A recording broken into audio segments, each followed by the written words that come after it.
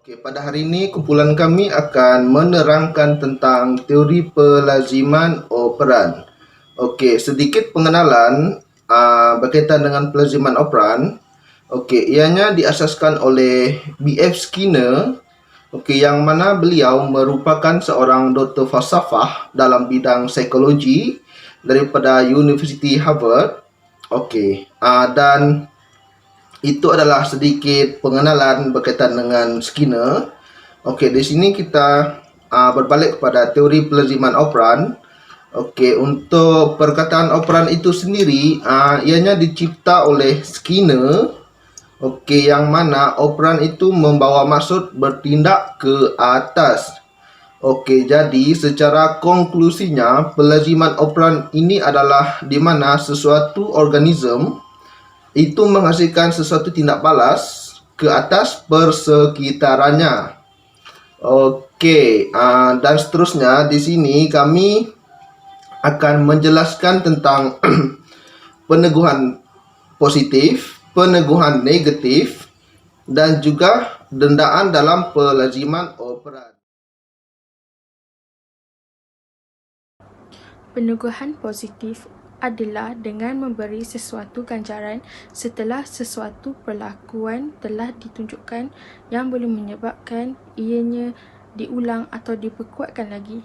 Contohnya, di dalam bilik darjah, peneguhan positif diberikan sebagai satu bentuk motivasi kepada para pelajar, terutamanya di dalam aktiviti pembelajaran dan pengajaran. Jom kita tengok video contoh.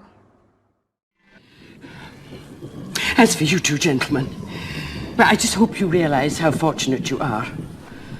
Not many first-year students could take on a fully grown mountain troll and live to tell the tale. 5 points will be awarded to each of you for sheer dumb luck. Berdasarkan video tadi, kita dapati Harry dan rakannya telah melakukan sesuatu di luar jangkaan gurunya. 5 markah telah ditambah untuk rumah mereka dan di sini kita dapat lihat perbuatan Harry dan rakannya meningkat dan mereka diberikan peneguhan positif oleh gurunya. Seterusnya adalah peneguhan negatif, di mana ia merupakan satu rangsangan serta-merta yang menimbulkan rasa tidak selesa dan juga menyakitkan selepas satu tingkah laku yang ditunjukkan. Sebagai contoh, seorang ibu memarahi anaknya asyik bermain telefon bimbit dan tidak melakukan kerja rumah.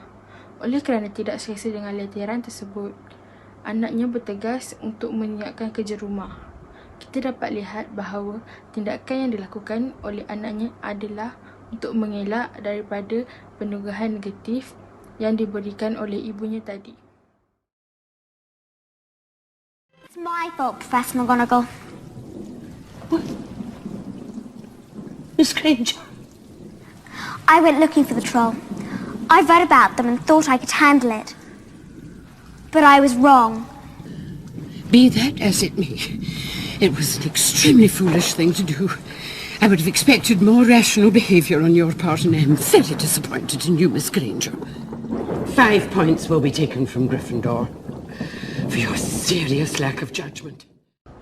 Berdasarkan video tadi, kita dapati Hermione telah menyalahgunakan kuasa yang dia ada dan ia menyebabkan salah satu daripada gurunya tercedera.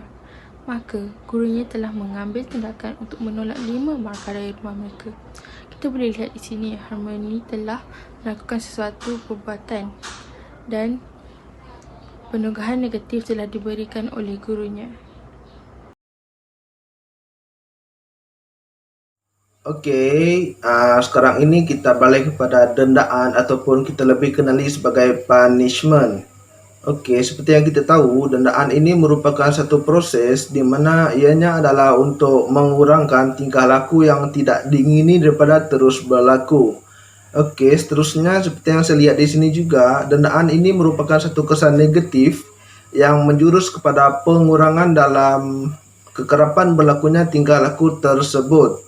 Okey, apa sahaja rangsangan yang menyebabkan kebarangkalian gerak balas ataupun tingkah laku yang terhasil akan berkurangan ataupun terus dihapuskan. Oke, sekarang ni kita bagi satu contoh di mana seorang ibu dia melarang anak gadisnya daripada keluar rumah selama seminggu kerana anak gadisnya itu balik lewat dan tidak mengikut masa yang tidak ditetapkan.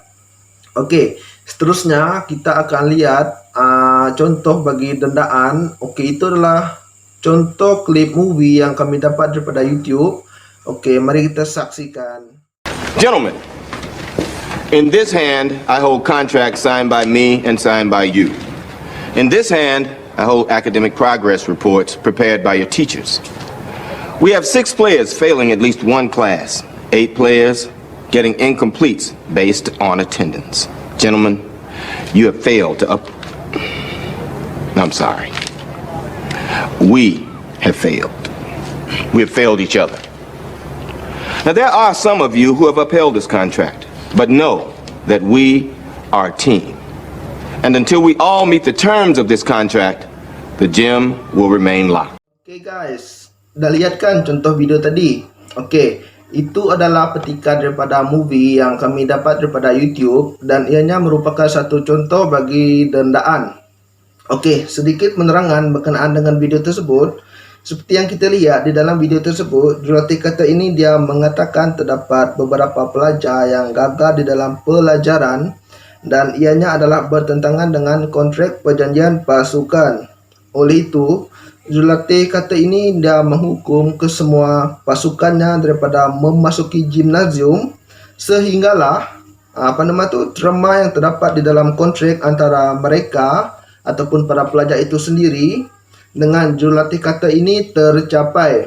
Okey, di sini kita dapat lihat bahawa dengan menghalang para pemainnya daripada memasuki gimnasium merupakan satu contoh dendaan untuk kesemua pelajar tersebut ataupun para pasukannya sehinggalah mereka mendapat keputusan yang cemerlang dalam pelajaran. Okey, secara kesimpulannya, teori pelaziman operan ini dia menekankan kepada peranan persekitaran di dalam proses pembelajaran.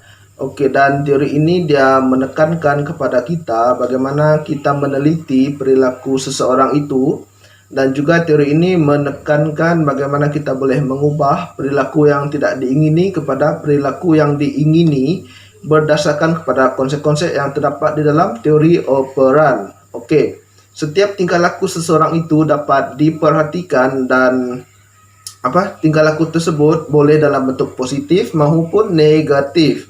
Okey, dan jika ianya tingkah laku yang positif, maka peneguhan positif boleh digunakan. Manakala jika ianya tingkah laku yang negatif, maka peneguhan sebaliknya juga boleh digunakan. Selain daripada dendaan, boleh juga digunakan. Okey. Sekian itu sahaja untuk teori pelaziman operan yang kami bentangkan ataupun bincangkan pada hari ini. Sekian, terima kasih.